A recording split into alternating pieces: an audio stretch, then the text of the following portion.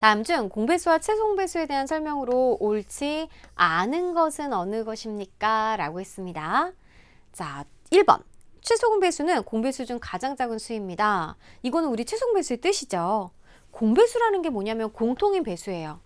그들을 쭉 구한 다음에 그중 가장 작은 그 값이 최소공배수입니다. 그래서 이건 맞고요.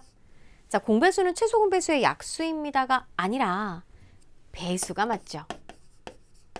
그래서 옳지 않습니다.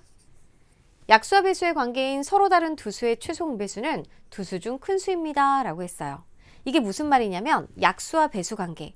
예를 들어서 3하고 15 같은 경우가 이런 경우죠. 3의 5배가 15니까 우리가 15는 3의 배수? 그럼 3은 15의 배수.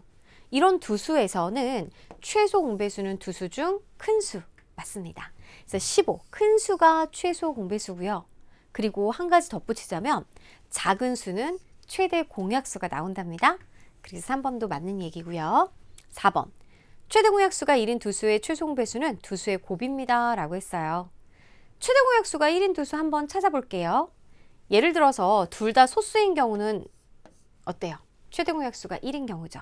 그럼 이때 최소 공배수는 바로 두 수의 곱인 15가 맞아요. 그 다음에 뭐 한쪽이 소수가 아닐 수도 있고 둘 다 소수가 아닐 수도 있습니다. 뭐 예를 들어서 이런 경우 한번 살펴볼까요? 자, 둘 다 소수가 아닌 경우로 한번 살펴보도록 할게요. 8하고 9 같은 경우가 그 경우죠. 8하고 9 둘 다 소수 아니죠? 하지만 공약수가 1뿐이 없어요. 그래서 최대 공약수가 1인데 자, 이 두 수의 최소 공배수를 구하려고 할 때는 어때요? 그죠? 8 곱하기 9를 해야 되는 거죠. 그래서 두 수의 곱이다 라고 하는 건 맞습니다. 자, 4번이 조금 어려울 수 있어요. 예를 통해서 우리 친구들 이해를 해주고요. 그 다음에 5번. 서로 다른 두 자연수의 최소 공배수는 최대 공약수보다 항상 큽니다. 라고 했습니다. 서로 다른 두 자연수의 최소 공배수는 최대 공약수보다 항상 크다.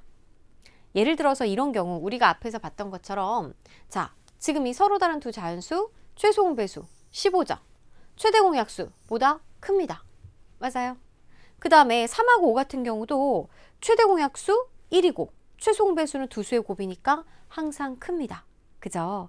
자, 그렇기 때문에 어느 경우의 예를 따져봐도 우리 친구들이 5번은 맞다라는 것을 확인할 수가 있겠습니다. 예를 들어서 뭐 A랑 B라고 해보세요. 이때 최대 공약수를 G라고 하고 그 다음에 각각 몫을 A하고 B라고 해보자고요. 그러면 최소 공배수는 얘는 G 곱하기 A 곱하기 B가 되는 거잖아요. 그러니 최대 공약수 G보다 항상 크겠죠. 만약 같으려면은 A하고 B가 1이 나와야 되는데 그 경우는 A하고 B 두 자연수가 같은 자연수가 되는 거잖아요. 서로 다른이라고 그랬으니까 자, 5번도 맞습니다. 그러면 옳지 않은 거 골랐죠? 우리 이제 2번. 이 정답이 되겠습니다.